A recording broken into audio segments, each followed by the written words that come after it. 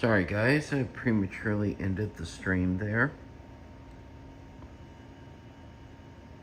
I'm not sure exactly what happened there.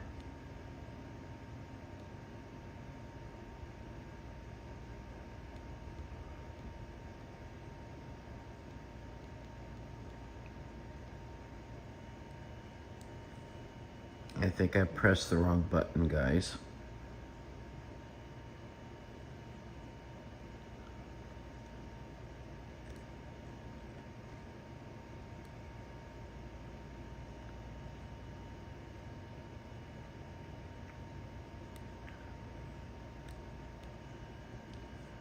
Okay, I'm back on here.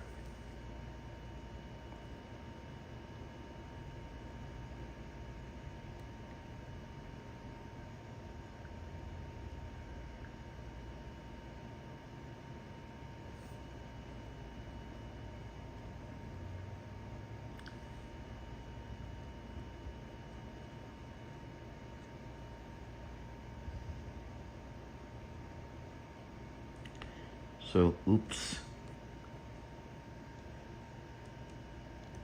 Blind man learning how to do tech. Or I know how to do tech. I'm just learning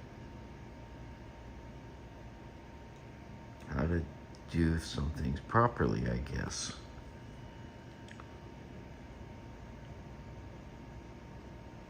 So let me see if you all come on to the new stream.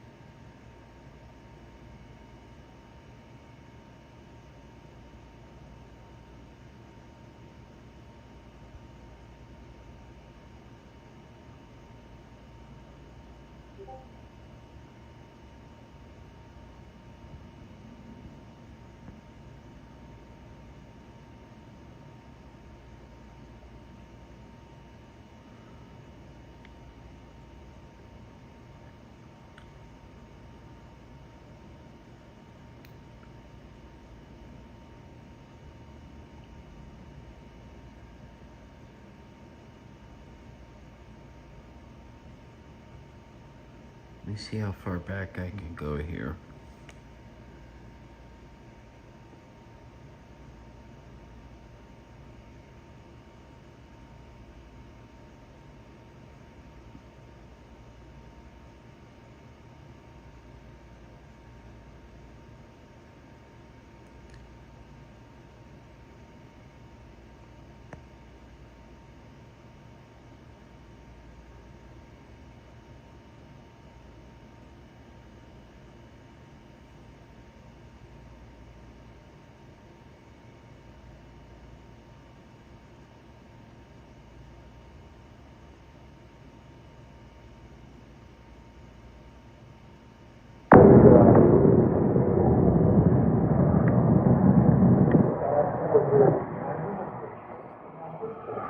I'm not sure if that is a lunar air. I accidentally killed my stream. But I'm back. Pursuit, but this, yeah, it looks like a lunar air pressure suit, all right.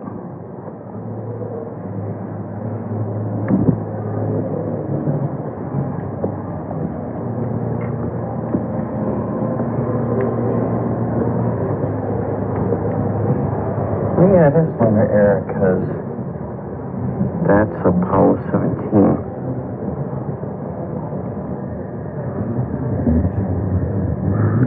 don't think it's a real flight article though, because the flight articles had more dust on them. This might have been a training suit, but not a flight suit. It looks way too clean.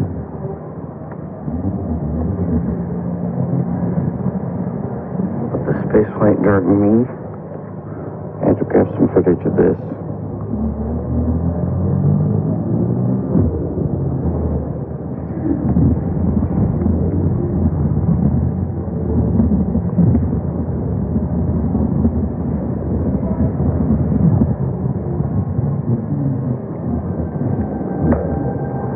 And I don't see a name identifying the owner of the suit.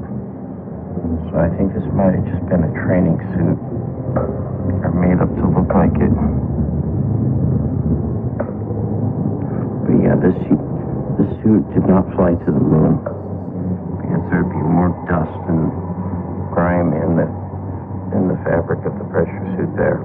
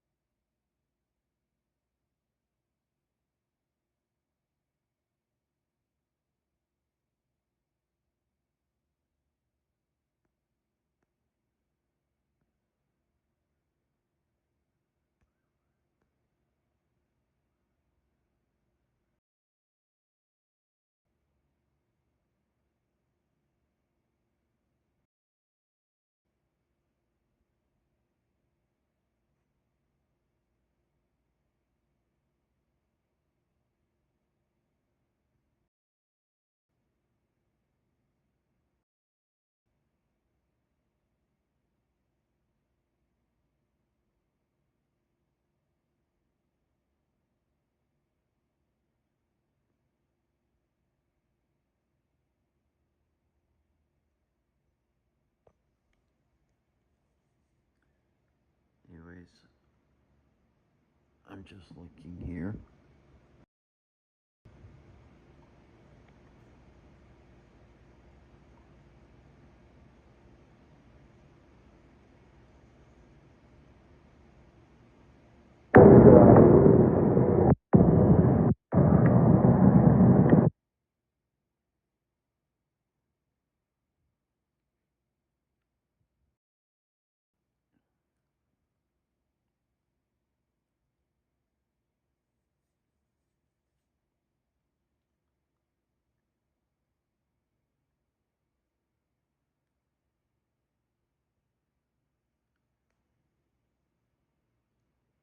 Hey, there's this.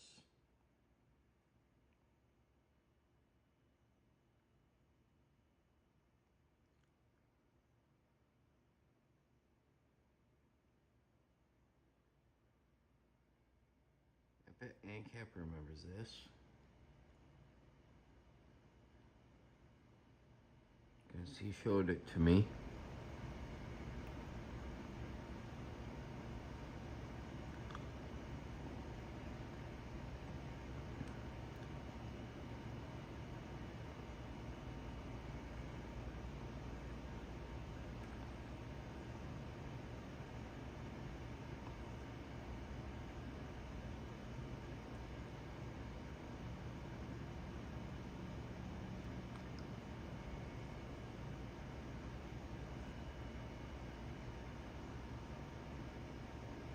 There we go. Let me make sure I get this one on here.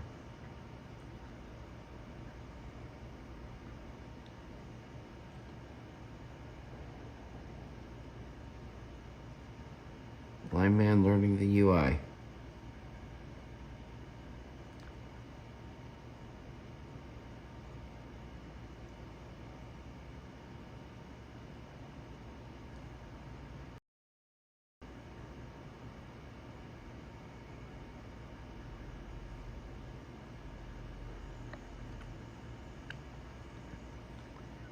Yes, it was. It was funny.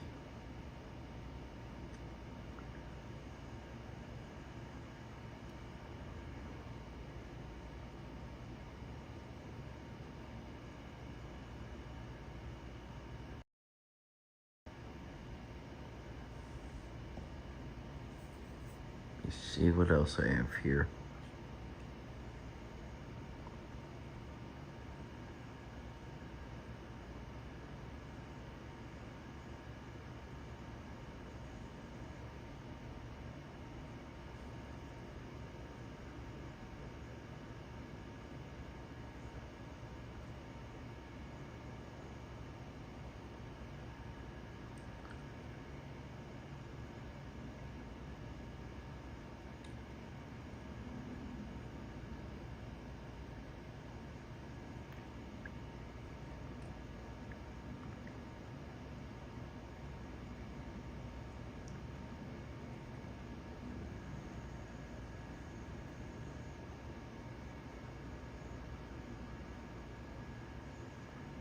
Oh, it's up there, but I'm not gonna worry about it.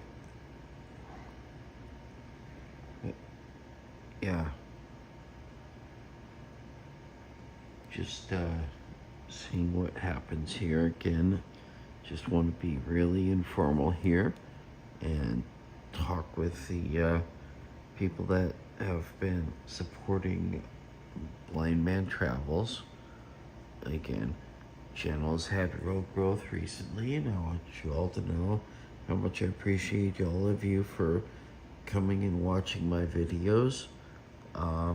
You know, I still have a few videos from New Mexico to put up yet, because I have that one from the Nuclear Museum, and I have that one from the Prehistoric Museum, or the Museum of Natural History, that I have to edit up at least the parts that I caught after I got separated from AnCap, or he got separated from me, or something like that happened. That's what happens when you go with a blind friend somewhere. Sometimes the blind friend can't see you anymore.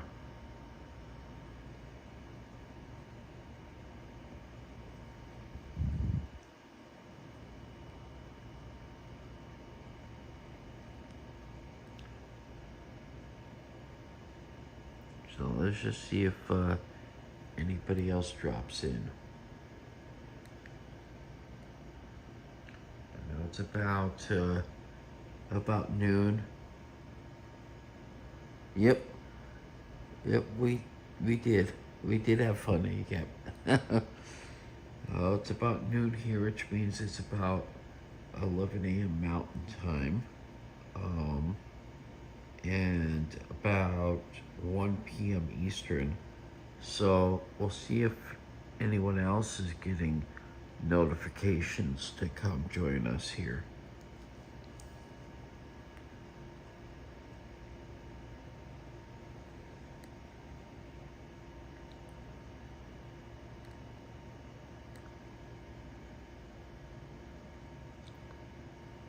But yeah, this is a nice little place to stay. So I'm gonna be here in Houston for a while. I'd like to see if I can, since I only had a couple weeks in Albuquerque, I might extend my stay out here to make up for it into November. So we'll see what happens though. So I'll give Houston a little bit more time, because there are some things I definitely want to experience out here, like, well, the biggest one obviously for me is as a spaceflight nerd. I want to go see the Johnson Space Center, and that's a good day's experience, I would say. To go there and see some of the real life things, like you can actually go tour the mission control facility that was the old one, not the new one.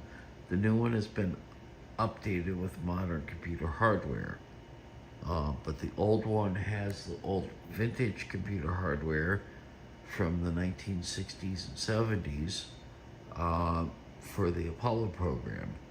And that one would be really interesting to see as a historian and a spaceflight nerd.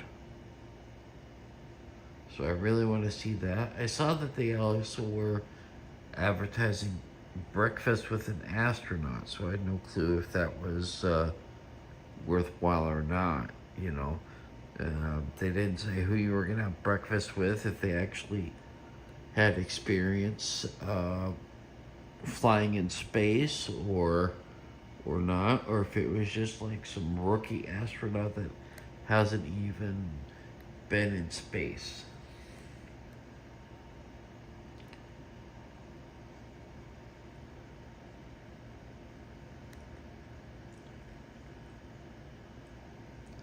That was the thing back in the old days of the space program, back in the 60s. The Americans called their astronauts astronauts, regardless whether they had flown in space. But in the Soviet Union, nobody knew who these guys were until after they flew into space.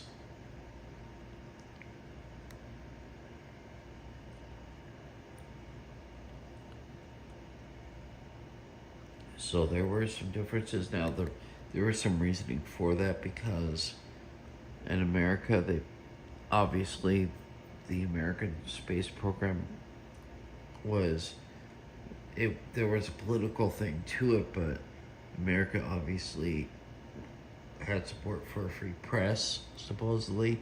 So they always made the astronaut selection matter of public record, so people knew who these guys were, right? So when Neil Armstrong got selected as an astronaut in 1962, people knew who was in that astronaut class in 62, especially if you paid attention to the details of the space program back then. Because all these astronauts had to hurry up, and they had to move to Houston. And if I remember my history correctly, Rice University gave up a lot of land. It was in a deal with Humboldt Oil, which is now Exxon. But it was in a deal, Rice University and Humboldt Oil at the time worked out a deal to give up land that would be used for constructing the Johnson Space Center, which was obviously named, it wasn't called the Johnson Space Center at the time, the name was changed to that later, but it was originally called the Manned Space Flight Center, but since then changed to the Johnson Space Center, after Lyndon B. Johnson, who was the vice president at the time, and of course became president after the assassination of Kennedy, right? And so the Johnson Space Center was built there, and then all the astronauts had to move their families to Houston. So the original group of astronauts that were selected in 1959 as part of the Mercury program were all living in Virginia, because that's where NASA was at the time, around Langley. But they had to move from Virginia, they had to move to Houston to be a part of the space program. And then the new group of astronauts came in, and then in 1963, another group of astronauts came in, and there was a whole slew of things going on as far as getting good deals on housing for the astronauts. So there's whole communities that popped up out of nowhere around the Johnson Space Center, and a lot of it wasn't just astronauts, but it was also a lot of the other personnel that ended up working at the Space Center too. And of course, the other thing to remember is it all reeked of pork barrel politics, because Lyndon B. Johnson, being vice president and having formerly been uh, having been the majority leader of the Senate before he was elected as vice president, with Kennedy as the presidential candidate. Uh, so he knew his way around politics, around pork barrel politics. So he was able to buy leverage in or use leverage with his contacts in his home state of Texas and get a lot of the things set up for the Johnson Space Center there in Houston, and that's why John F. Kennedy made a very famous speech at the at Rice Stadium in 1962, about a year before he was assassinated. And I want to say September, so of course it was hot out there still. But it was his famous speech. He'd already committed America to going to the moon with a joint session of Congress in 1961 after the debacle of the Cuban Bay of Pigs, and then Alan Shepard flew into space and gave America a shot of morale. So then Kennedy challenged the country to go to the moon by the end of the decade. So there was a little bit of debate about, does the end of the decade mean 1969 or 1970 or 71, since he made the speech in 1961. And then he comes back in 1962 to Houston and makes his famous "We choose to go to the moon in this decade and do the other things, not because they are easy, but because they are hard." He makes that speech, which I have a lot memorized. Yes, it is. AnCap is a very fascinating history. But yeah, a lot of that stuff happened around Houston. So a lot of the astronauts and a lot of the other personnel that were going to be working at the Johnson Space Center, they got good deals on housing in Houston, is what I meant to say. But it was a national effort, but there was definitely pork barrel politics involved with it. And then the other thing to remember too is these astronauts were all trained as pilots, so to keep them fresh with flying time when they went around to different locations within the United States, because sometimes they'd have to go for training, or they'd have to go to different manufacturers for goodwill public relations tours. They had to fly there, but since they were qualified as pilots, they didn't fly commercial. They actually had a pool of jets that they could fly. They were training jets. And the biggest reason why they did that is so that they could keep their flight time, so they could keep sharp. Because a lot of the time, they weren't actively flying necessarily anymore. But so that's why they would go, if they had to go to a contractor that was making a component for the pressure suit, they'd have to go somewhere like Delaware to meet with to do public relations at where they were assembling the pressure suits, for example. So they would have to fly to Delaware from Houston, and then they'd have to go somewhere else for training opportunities.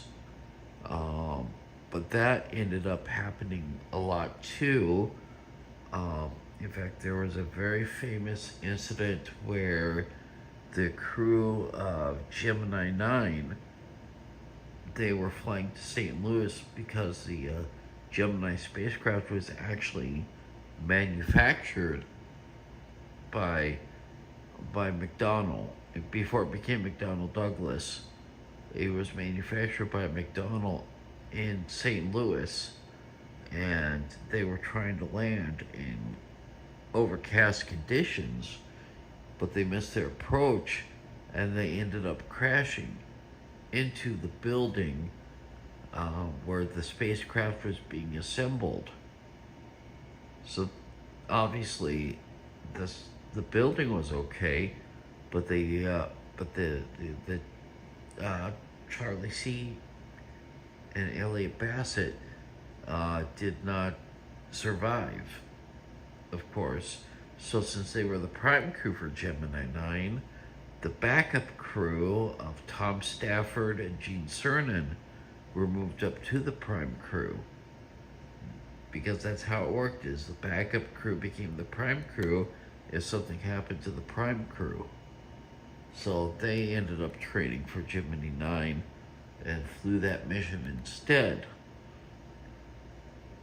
But yep, the astronauts were flying themselves around. And the other thing to remember about the astronauts, at least back then, is they weren't getting paid a lot of money.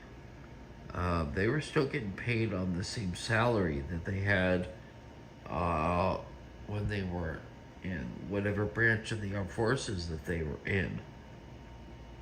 So these guys weren't getting rich off of being astronauts. Let's just put it that way. So they got all sorts of, to compensate for that though, they got all sorts of sweetheart deals on anything. Like when they moved to Houston, they got really good deals on housing, for example. And then when they went to, there was a Corvette dealer in Florida around where the Kennedy Space Center is, where the launches actually happen, where they would actually end up getting really, they would get Corvettes. They would, the lease, or the ownership would be for $1 for a Corvette. So a lot of the astronauts ended up driving flashy cars around. And it wasn't just that one dealership. There were all sorts of other dealerships that were doing things like that for astronauts. They don't do that as much anymore, obviously. But that's something to remember too. So, anyways, I've explained the history of spaceflight to y'all. We'll just leave it at that then, and see if anyone else wants to come in and say hello here.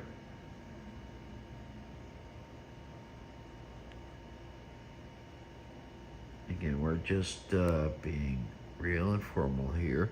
Whatever pops to my mind is what I'm going to say. But yeah, that's why I definitely want to see the Johnson Space Center while I'm here, because there is a lot of history tied up there, and it's something I've been interested in since I was a small kid. So yeah.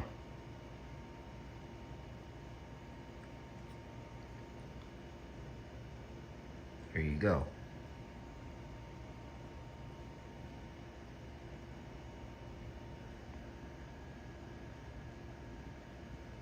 So we'll probably just give it another 15 minutes or so here, see if anything else comes up.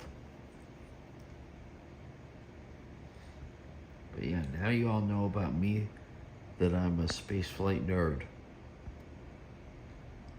I think AnCap knew that though.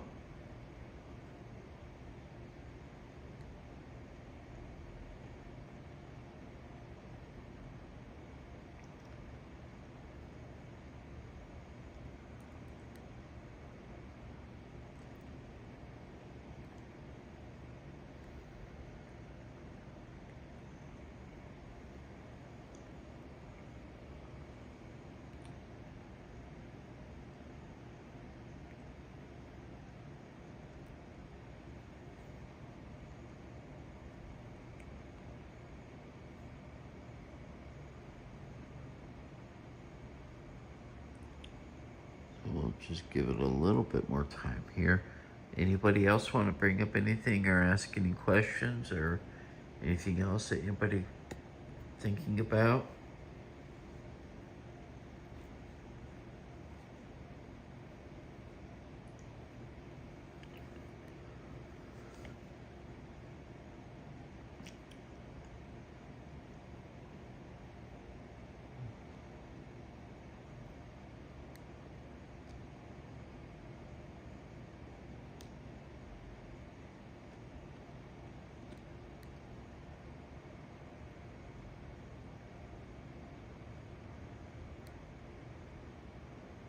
Okay.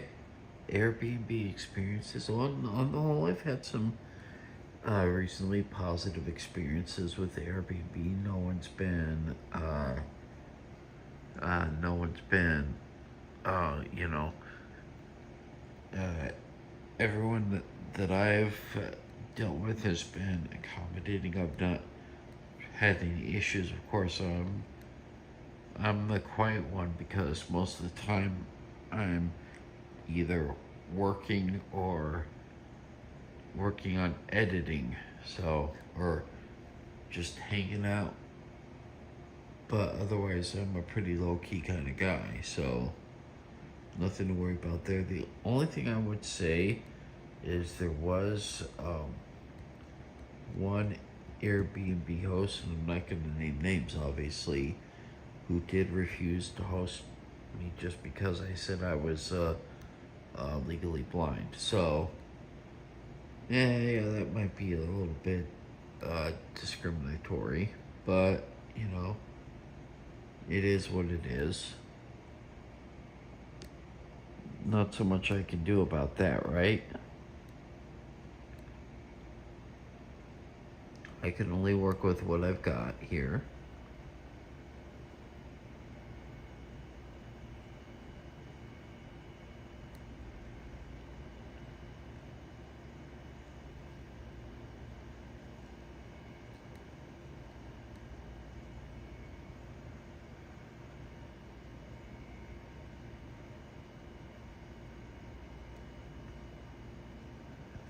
So as always, you know, hit the like if you like the video and share the video. YouTube should be, I've noticed YouTube is kind of starting to do the thing where if I say hit the like or hit the subscribe, it is starting to light up in the user interface now where the subscribe button or the like button are. So that's actually good. I've noticed it's doing it on videos where it's got enough views where it's starting to get ad revenue. So I think that's kind of the starting point there where that's gonna work. So it may or may not work on all the videos yet. But it is starting to work on more of the videos because I've seen it happen at least a couple of times. So that's on my own video, so that's good to know.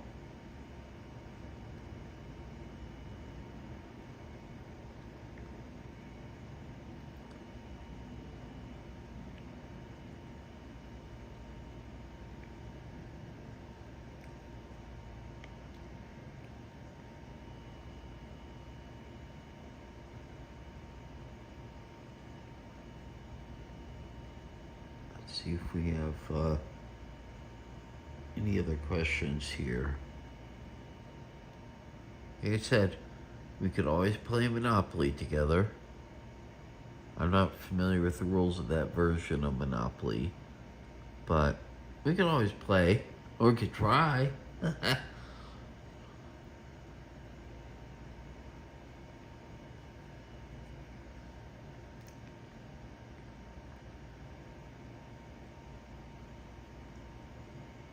AC4.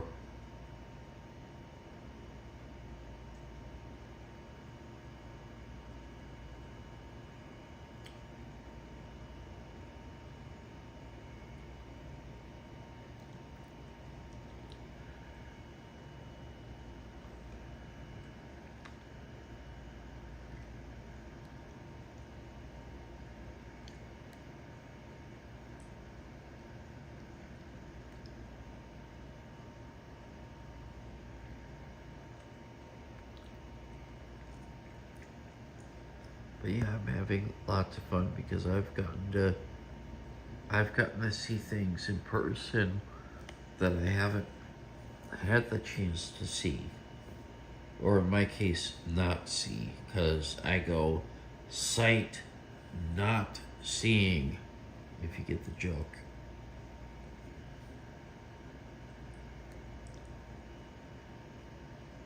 Most of the rest of you all go sightseeing, I just go sight, not seeing.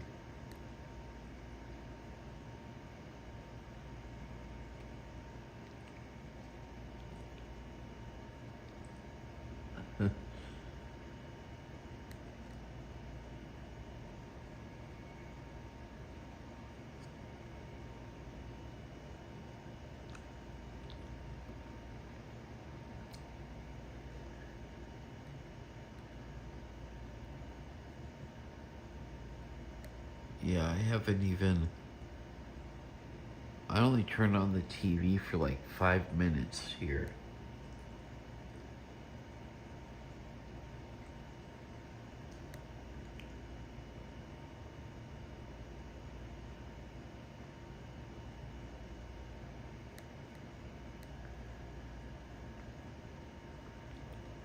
$5 minutes and that's it.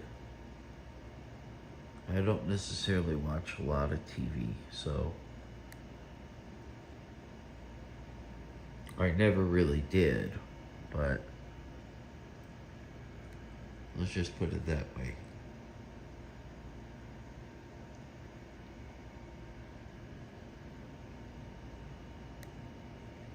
Or I don't blindly stare at the TV while it's playing sound.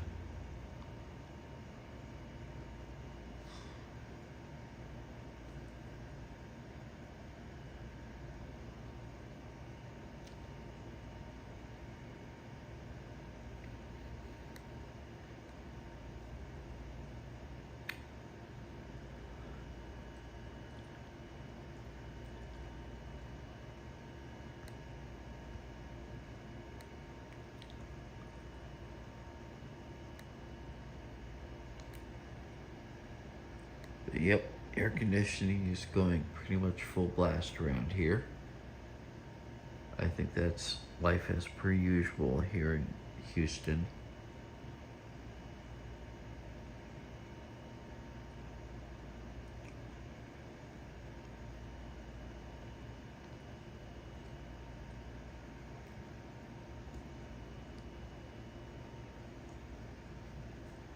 I think I like it around here just because, well, I mean, obviously no place is perfect, but it's probably not the most walkable place because sidewalks are not equally everywhere. This city was designed for car ownership. Let's just put it that way.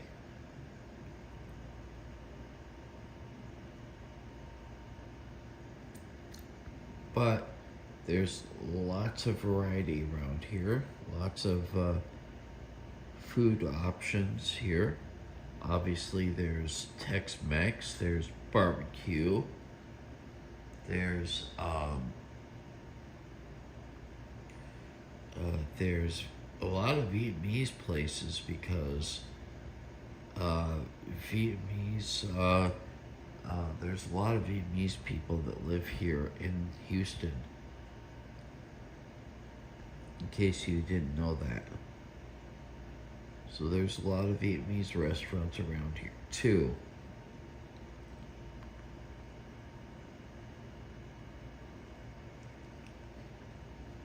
As you all remember from my trip to Japan, I do like a lot of Asian food, so that's perfectly fine.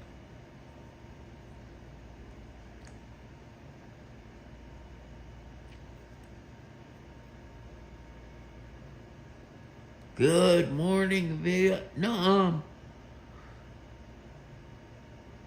I was just thinking about that, AnCap.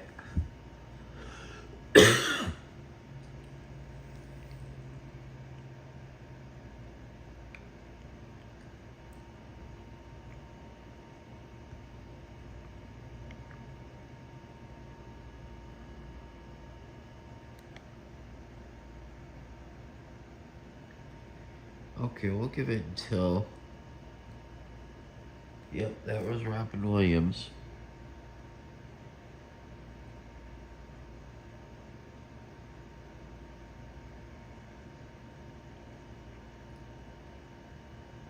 Just remember, don't start dressing up as a British nanny to spend time with your kids.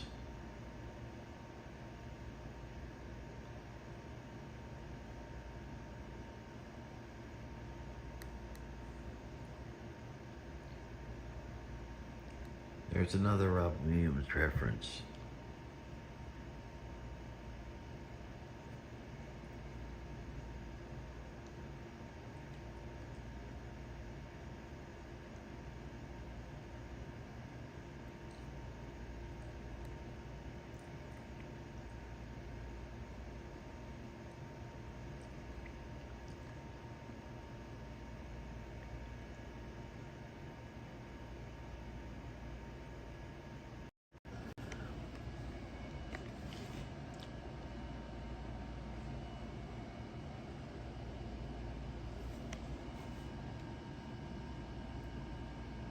I'm gonna see if I can do it like this for a little bit.